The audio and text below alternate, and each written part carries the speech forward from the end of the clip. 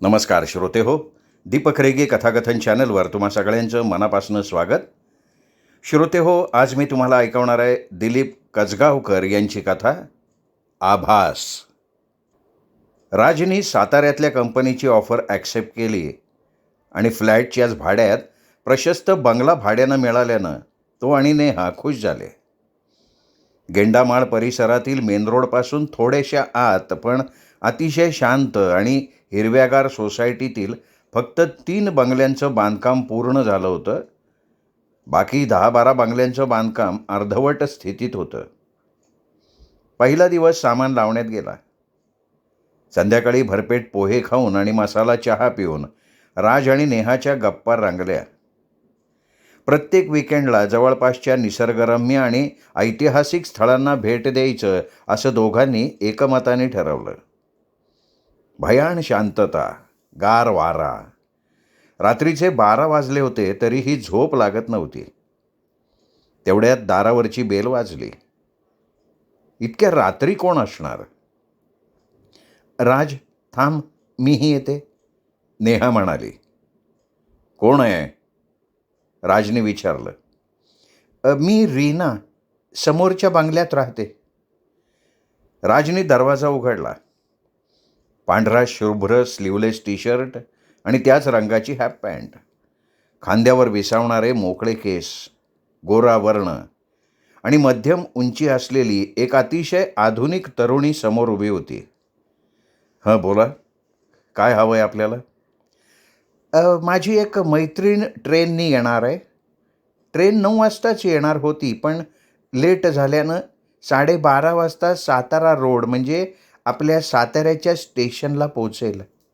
इतक्या रात्री रिक्षा नाही ना मिळणार, म्हणून एक विनंती आहे. तुमची कार द्याल का मला? मी तासाभरात परत येईन आणि पेट्रोलचे पैसे देईन. मी कार देतो, पण पैसे मात्र नाही घेणार. आहे का मान्य? मानेनंच होकार देत ती तरुणी गोड हसली. राजनी तिला कारची किल्ली दिली तेव्हा नेहा म्हणाली, अरे राज, केवढी रात्र झाली आहे आणि आज तर अमावास्या आहे. तिला एकटीला कसं जाऊ द्यायचं? तूही जा तिच्यासोबत. नेहाचा एवढा मोठेपणा आणि उदारपणा राजसाठी सुखद धक्का होता. रीना राजला रस्ता दाखवत होती, कुठं वळायचं ते सांगत होती आणि त्याचवेळी तिची कॉमेंट्रीही चालू होती. हा राजवाडा, हा खमानी हौद, हा पोवई नाका, हे DG कॉलेज, हे LIC ऑफिस, हा इंडस्ट्रीयल एरिया, वगैरे वगैरे. नटराज मंदिर कुठे? रीनाने उत्तर दिलं नाही. बहुतेक राजचा प्रश्न तिने ऐकला नसावा. रस्ता तसा मोकळाच होता, पण राज गाडी हळू चालवत होता. बाजूला सुंदर तरुणी बसली होती म्हणून नाही, तर रस्ता अपरिचित होता म्हणून. साधारण 12:30 वाजता ते स्टेशनला पोहोचले. मी माझ्या मैत्रिणीला घेऊन येते, असं म्हणत रीना गाडीतनं उतरली. 2च मिनिटात ती खूप मोठी बॅग असलेल्या, पांढरी हाफ पॅन्ट, पांढरा स्लीवलेस टी शर्ट आणि लांब मोकळे केस असलेल्या अतिशय सुंदर तरुणीला घेऊन आली. डिक्की उघडून बॅग आत ठेवायला राज खाली उतरला, पण त्याआधीच त्या नाजूक तरुणीनं बॅग अगदी सहजपणे डिक्कीमध्ये ठेवलेली होती. ही माझी मैत्रीण जिवली. रीनानं त्या तरुणीची ओळख करून दिली. तुम्हा दोघींचे अगदी सारखे कपडे. हा ठरवून केलेला प्लॅन आहे का योगायोग आहे? राजने न राहून विचारलं. राज, आमच्या आवडी निवडी सारख्याच आहेत आणि आम्ही नेहमी असे पांढरे शुभ्र कपडेच वापरतो, रीना म्हणाली. तू गाडी खूप हळू चालवतोस. आता मी गाडी चालवू का? रीनाने विचारलं. रीना गाडी खूप फास्ट चालवत होती. तिने केलेले 2 ओव्हरटेक तर काळजात धडकी भरवणारे होते. जुली, किती दिवस मुक्काम? राजने विचारलं. तुम्हाला कंटाळा येईपर्यंत, जुली मंद स्मित करत म्हणाली.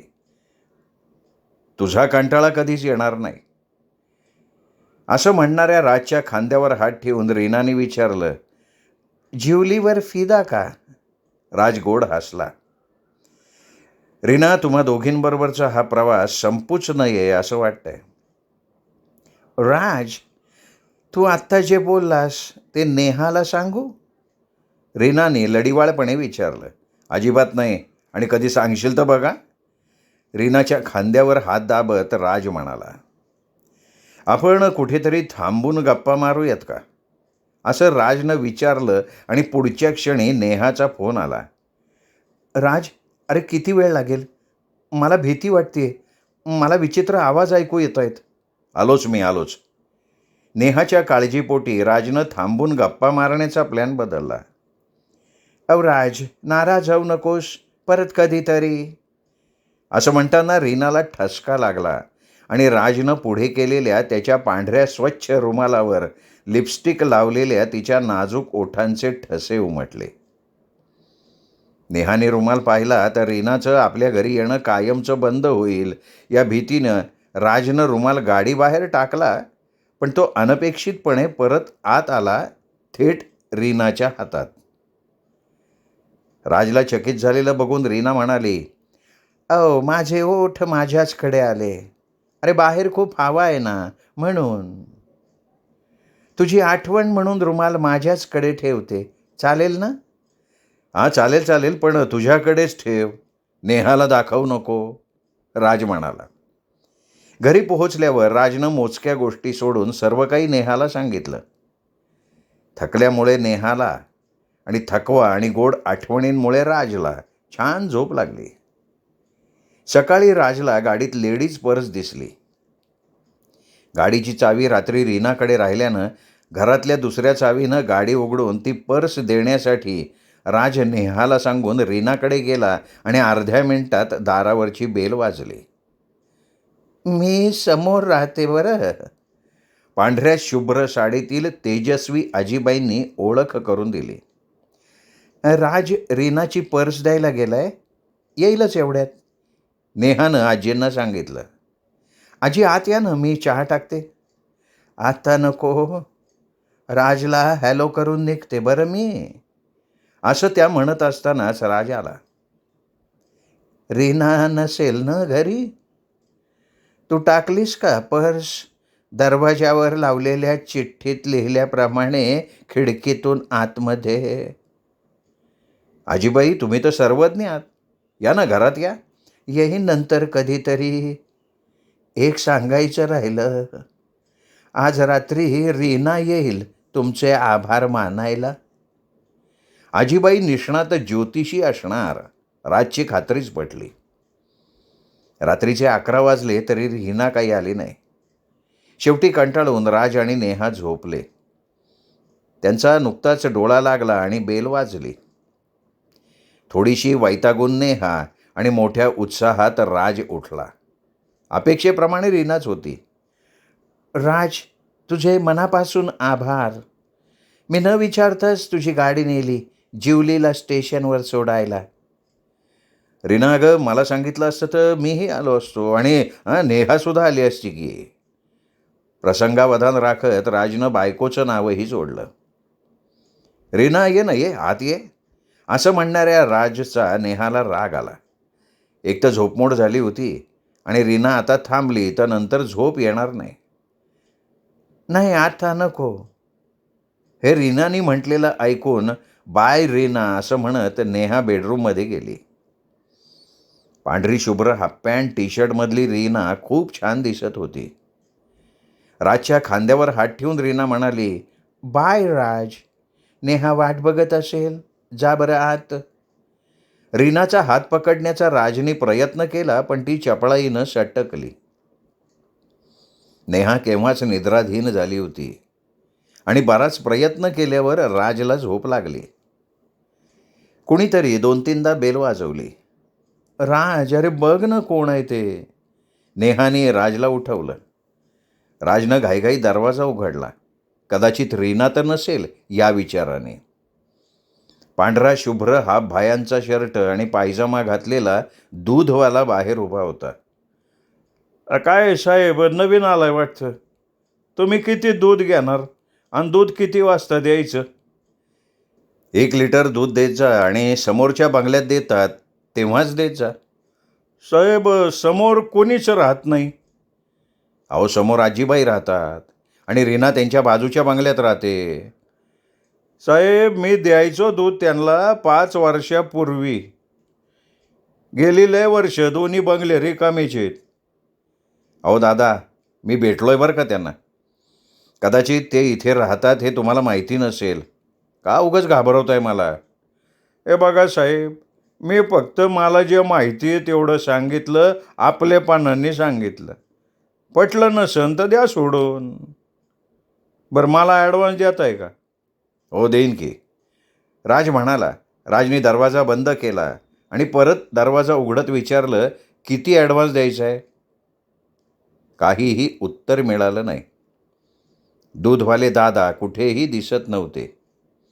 काही सेकंदात ते दिसेनासे झाले होते. राजला आश्चर्य वाटलं.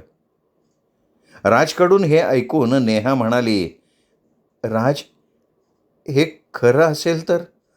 मला तर थरथरायला लागलं रे. आज विचारूया आपण रीनाला आणि आजीबाईंना.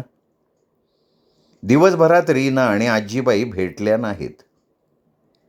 संध्याकाळी नेहा आणि राज रिक्षानं राजवाड्याला आले. नंतर एका पॉश हॉटेलमध्ये त्यांनी जेवण केलं. घरी परतताना रिक्षा मिळाली, पण मेन रोडवर सोडतो, तुमच्या सोसायटीत येणार नाही, रिक्षावाले काका म्हणाले. ठीक आहे, थोडं चालणं होईल, असं म्हणत ते दोघं रिक्षात बसले. साहेब, साताऱ्याला नवीन आहे का? कधीपासून राहतं या सोसायटीत? नाही म्हणजे काय विचित्र अनुभव आला का तिथं? जरा जपून बरं का. नाही नाही, असं म्हणतात ती सोसायटी ना, ती सोसायटी झपाटलेली आहे. 2 सुंदर तरुण पोरी, एक तेजस्वी आजीबाई आणि दूधवाले दादा तिथं दिसतात म्हणे. हे ऐकून राज आणि नेहाला धक्काच बसला. मला आवडलेली इतकी गोड मुलगी खरंच भूत असेल का? राजला एक एक गोष्ट आठवायला लागली. तो रीनाबरोबर गेला. ती अमावास्येची रात्र होती. नटराज मंदिर कुठे या प्रश्नाचं उत्तर रीनाने दिलेलं नव्हतं. स्टेशनवर रीना केवळ 2 मिनिटात ज्युलीला घेऊन आली होती. ती खूप मोठी बॅग ज्युलीनं अगदी सहज डिक्कीमध्ये ठेवली होती. रीना आणि ज्युलीचे दोघींचे सारखेच कपडे, तेही पांढऱ्या रंगाचे. रीनानी खूप रिस्की ओव्हरटेक अजिबात न घाबरता केलेले होते. ओठांचे ठसे उमटलेला रुमाल राजनी गाडी बाहेर टाकला, पण तो अनपेक्षितपणे रीनाकडे आला. रीना आणि ज्युली रात्री इतक्या उशिरा येऊनसुद्धा सकाळी रीनाच्या घराला कुलूप होतं. आजीबाईंनी सांगितलं अगदी तसंच सगळं घडलेलं होतं. मोठी बॅग घेऊन आलेली ज्युली केवळ एका दिवसात परतली होती. आणि दूधवाल्या दादांनी सांगितलं की गेली अनेक वर्ष दोन्ही बंगल्यात कुणीच राहत नाही. ते दूधवाले दादा क्षणात गायब झाले होते. सर्वच विचित्र होतं. एक विशेष म्हणजे चौघांचे कपडे पांढरे शुभ्र होते. त्या मध्यरात्री बराच वेळ काही विचित्र आवाज त्यांनी ऐकले. भीतीमुळे ते रात्रभर झोपू शकले नाहीत. कोणताही धोका पत्करायला लागू नये म्हणून दुसऱ्याच दिवशी त्यांनी घर बदललं. त्या दोघांना सातारा आवडलं आणि मानवलंही. राजचं कामही छान चालू होतं. 5 वर्षात 3 प्रमोशन्स मिळाली. गेले काही दिवस वर्तमानपत्रात रिज्यू डेव्हलपरची आभास रेसिडेन्सीमधली लक्झरियस फ्लॅट्सची ॲडव्हर्टाईज येत होती. राज, अरे, माझ्या वर्गात ना रिज्यू नावाचा मुलगा होता आणि त्याचे वडील बिल्डर होते. कदाचित ही त्याचीच कंपनी असेल. आपल्याला कमी रेट लावेल तो. बघायचं का जाऊन आपल्या बजेटमध्ये बसतोय का तिथला फ्लॅट? Why not? अगं, नाश्ता झाल्यावर जाऊया.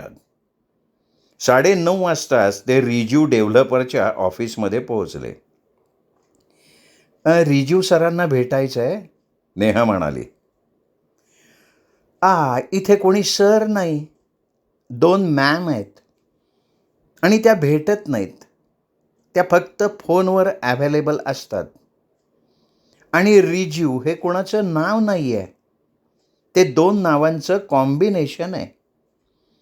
या आहेत मिस रीना आणि या मिस ज्युली. एक फोटो दाखवत रिसेप्शनिस्ट म्हणाली. तो फोटो पाहून राज आणि नेहाच्या मनात आलं की रीना आणि ज्युलीनी भुताटकीचा आभास निर्माण करून अतिशय शांत आणि हिरवाईनं नटलेली जागा स्वस्तात हडप करून तिथे महागड्या घरांचा प्रकल्प सुरू केलेला दिसतोय. रीनानं दाखवलेली जवळीक हे सत्य होतं का आभास, हे मात्र राजला समजत नव्हतं. या विषयावर नेहाशी बोलणंही शक्य नव्हतं. ते काही क्षण सत्य नसले आणि आभास जरी असले तरी हवेसे मात्र नक्कीच होते. श्रोते हो, तुम्ही ऐकत होता दिलीप कसगावकर लिखित आभास ही कथा. कथा कशी वाटली कमेंट करून जरूर कळवा. ही कथा आपल्या कथाप्रेमी मित्रपरिवारात, नातेवाईकात शेअर करा आणि मुख्य म्हणजे भेटत राहा दीपक रेगे कथाकथन चॅनलवर अशाच उत्तमोत्तम कथा कादंबरी ऐकत राहण्यासाठी. नमस्कार श्रोते हो.